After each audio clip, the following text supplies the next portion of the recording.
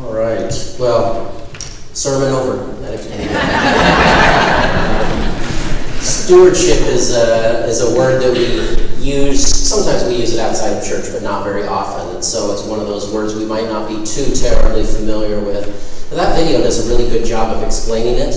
It's usually when we think of stewardship, we think of money, and a lot of the times that is a big aspect of stewardship. But as you can tell from that video, stewardship, it has to do with everything, not just money, but everything that we have. And so as it says, the foundation of stewardship is that everything we have belongs to God, and it is a gift to us to use during this limited time that we are here. And so in that way, we can think of it as though we are borrowing the things that we have. You know, when we borrow the things that we have, we are extra careful with them if they don't belong to us. For instance, if you go to the library and you check out books, you want to be extra careful with those books, and you want to keep track of them so that you don't lose them or damage them, because if so, you might have to pay something. If you rent a car at a car rental place, you look around that car to make sure that you're aware of any scratches or dents so that you're not responsible for those. And then when you drive the rental car, you might be a little extra careful to make sure you don't have to pay for any more scratches or dents, because that doesn't belong to you.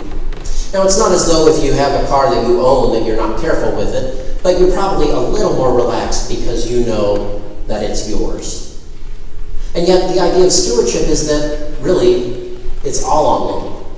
We are using everything that here is here, and it is God's. In our first hymn this morning, For the Beauty of the Earth, we gave thanks to God for His creation.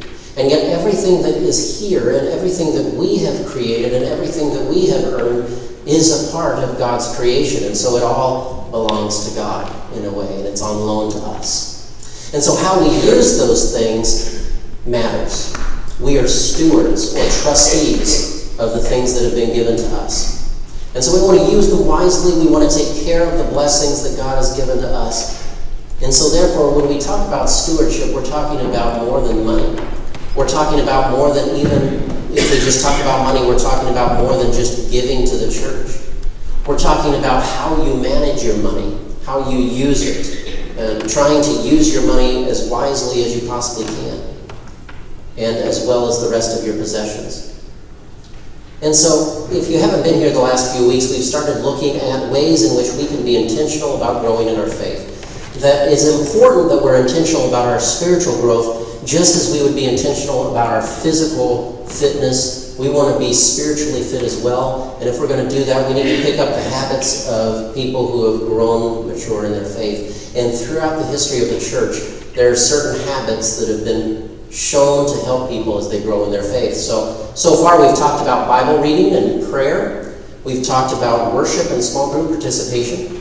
Today we're going to talk about financial generosity, and we're just doing one today, financial generosity.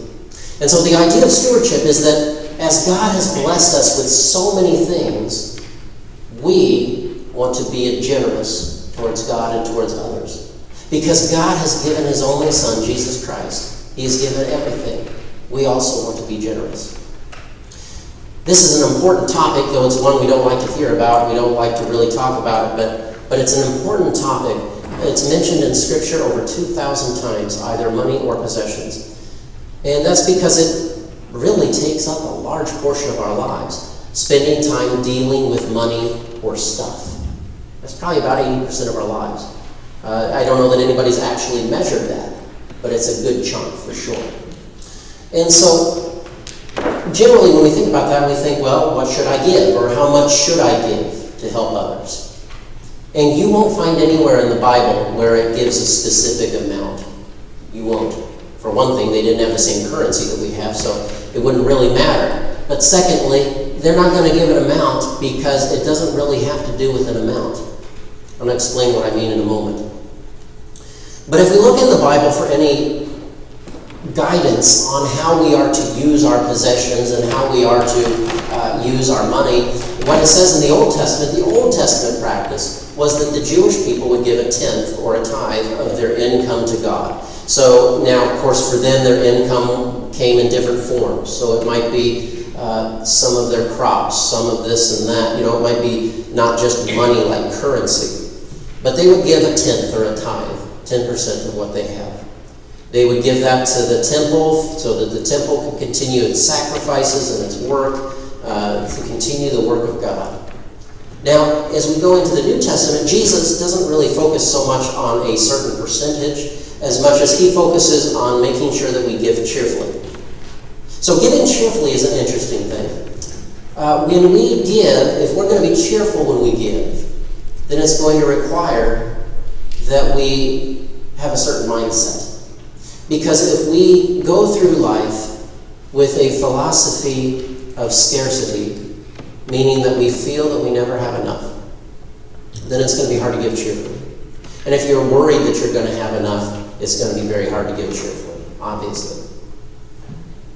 But sometimes our materialistic culture can make it so that we always feel as though we don't have enough, no matter what. We are all products of our culture, and we grow up with these messages being sent to us day by day in commercials. And when I say commercials, usually we think of TV, but it's so much more than that. You have advertisements in your social media. You have advertisements in your email inbox now that look like emails. You have ads everywhere. And so you're always seeing something or hearing something saying that you need to buy something. The idea is to keep us dissatisfied with our current life so that we will feel that we need to buy something that we don't really need. And so that's the way our economy works. Our economy is healthy when people feel confident to spend their money. The economy is built on that. I guarantee you, you are never going to go into a cell phone store and hear a salesperson say, "Good news! When you buy this, you will never have to buy another one again." You are never going to hear that because they will always come out with another one. And it'll be a little bigger or a little smaller depending on which one is more valuable at that time. And then maybe the screen will be bendy, and maybe you'll be able to do things faster. Maybe it'll have a little bit of a sharper image in the screen. Not enough that you can really tell anything, but it's a little sharper, trust me. And you're going to hear all these things about why you need to upgrade. You're going to hear whether it's a cell phone or a car or a house or whatever it is. It could be any number of infinite things. We get these messages sent to us time and time again. And there may be times when you see a commercial or you see an ad for something and you think, not going to fool me. I know better. But yet those messages, they seep in after a while and they percolate. And eventually we get this sense of unrest or this sense of dissatisfaction. And maybe we don't even necessarily know how to define it or exactly what it is, but we feel that we need something, we want something. And so that culture kind of pulls us in this direction of feeling that we're just not satisfied, that we always need something more, just one more thing. And so we spend our money, and sometimes we go into debt. And then our income becomes tied up in our debt. And all these things are connected. All these things are a part of stewardship, how we use what we've been given. And so that culture, though, that can pull us in kind of different directions so that when we give, we're not necessarily giving cheerfully. Maybe we're giving begrudgingly, or maybe we're giving, we know we should, and we know we want to, but that's hard. And we're all products of this, including myself. I struggle with materialistic culture. I struggle with wanting things and figuring out reasons why I need things that I don't need. We all do it. And so it can be hard to give cheerfully. But Jesus talks about this story of the widow's mite, which is really, we all know this story pretty well, I think. But the idea is that people are giving money in the temple treasury at a time when there's no privacy, obviously, because Jesus is just sitting there watching. And he's watching what people give, and he sees this perfect teaching lesson, this teaching opportunity. And so when this lady gives these 2 coins worth nothing, he says to them, "Oh, did you see that? She gave the greatest gift, the biggest gift of anyone here, because she gave out of everything she had. She gave the greatest gift." And so we learn from that story that the gift that you give, when we talk about giving to the church, it's not the amount of the gift that matters. It's not the impact of the gift on the church's budget that matters. It's the impact of the gift on you that matters. You see, financial generosity is a spiritual habit, just like prayer, just like Bible study. But boy, it just doesn't seem as spiritual, does it? The offering doesn't really seem spiritual. Usually we think of the offering as being kind of like an intermission in worship, like it's a short break because we got to do this thing, And so we pass the plates and we have a little intermission and we have some, just that break in the service. But in the Old Testament days, the offering was the central point of the worship service, not the sermon or a message. It was the offering. Of course, granted, the offering took more time when you had to sacrifice animals versus putting a check or a bill into an offering plate. There's a little more involved there. I always am thankful we don't live at that time. But the offering is still an act of worship.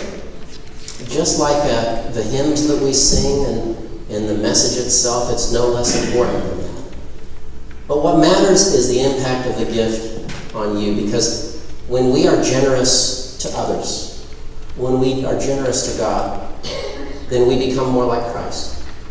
I'm not going to say that magically whenever you give, that much is going to come to you in money. Some people say that, and sometimes there are anecdotal stories where we hear stories about somebody who they gave everything they had and then they just trusted in God, and lo and behold, in the mail came a check that was in the amount of what they needed. And sometimes those things happen. But there's no principle there. There's no guarantee that that's going to happen. But when you give, you are going to become more like Christ, because you're going to feel generous. You're going to feel that joy that comes in helping other people. You really are. I want to share a quote from a 20th century author and theologian by the name of C.S. Lewis. C.S. Lewis is known for writing a number of different books, a lot of them theological, having to do with God, but he's also most known for the children's books, The Chronicles of Narnia.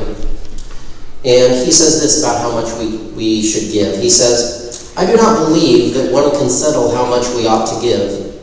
I am afraid the only safe rule is to give more than we can spare. In other words, if our expenditures on comforts, luxuries, and amusements, etc., is up to the standard common among those with the same income as our own, we are probably giving away too little. If our charities do not at all pinch or hamper us, I should say they are too small. There ought to be things we should like to do and cannot do because our charitable expenditure excludes them." And that's pretty convicting for me, as we think about it. It's a good question for us to think about. What is it that I cannot do that I would like to do? Maybe it's something to do with lifestyle, maybe it's something. What is something that I would like to do but I can't do because I'm just giving too much? It's a good question to answer.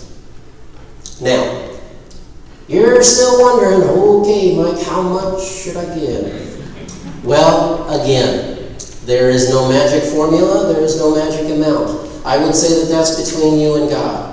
In the week after this coming week, you're going to receive in the mail, if you're a member of the church, you're going to receive a letter and a pledge card. This time of year you usually do. And that gives you an opportunity to pledge how you want to support the church financially in 2019. So you will fill that out, and then you can bring it in on November 18th, Consecration Sunday. Or if you're not going to be here that day, you can bring it in ahead of time or afterwards, or you can mail it in. But when you do, what I want you to do is I would encourage you to just look at what you're currently doing right now to give to the church and other charities. What percentage of your income do you currently give?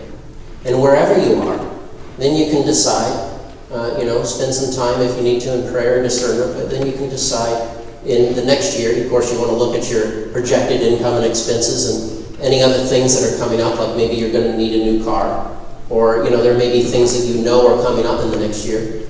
But then just as you would plan your other things financially, plan out how you're going to give.